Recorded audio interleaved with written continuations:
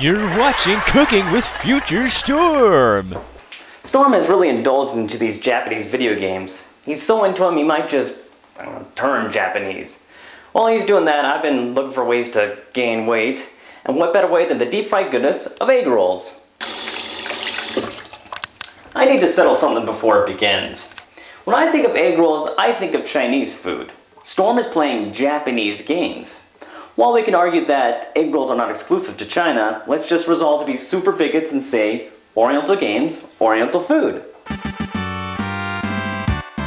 The first thing you need for egg rolls are the wrappers. For the filling, you'll need meat and vegetables. And in other vague news, stuff and things. Required equipment includes a deep fryer.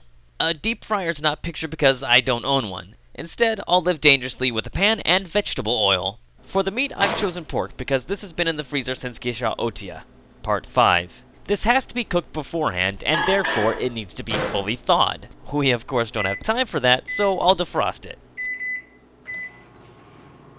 Sheesh, that microwave takes forever.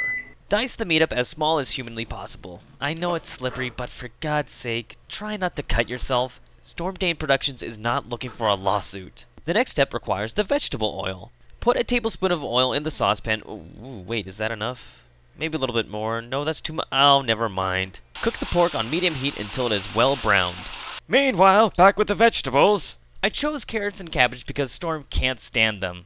I would be the one to know. The amount you need depends on the amount of meat. For my conditions, I'll just take 1 carrot stick and 1 plane of cabbage. Dice these up as small as humanly possible. And for God's sake, try to keep the carrots from flying everywhere. Take the meat and vegetables, put them in a small bowl, and hand toss. And now a serious word about deep frying. We're about to encounter extremely hot oil, which is nothing to mess with. If you're using the naked pan and oil method, you need to set the burner no higher than medium temp. The first time I tried this, I damn near burned my house down because I set it to the highest temperature and just threw the egg roll in.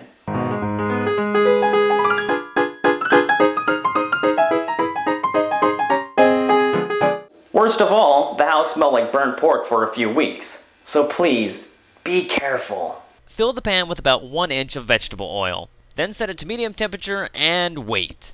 It may take 15 to 20 minutes for it to fully heat up. To test if the oil is hot enough, use one of the egg roll wrappers. It doesn't take too long to cook. Our next step is making the actual egg roll. Take a single wrapper out and place it diagonally on a flat surface so it looks like a baseball diamond. Yeah, that seems relevant, being spring and all. Place a bit of the filling in the lower middle of the wrapper and fold the bottom up. Next, fold in the sides and roll it up the rest of the way.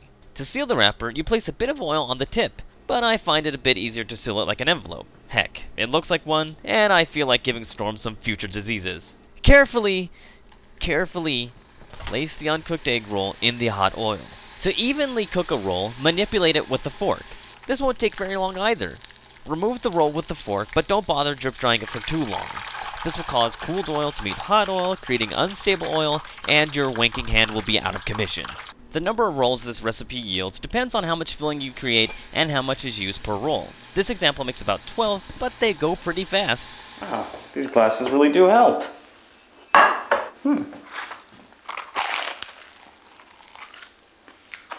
Cabbage? I guess it's better than uncooked pizza dough. Ooh, I gotta go. See you in a few weeks. To dispose of the oil, Unleaded fuel only. Crap. well, there are some stray cats in the neighborhood. Here, kitty, kitty, kitty, kitty.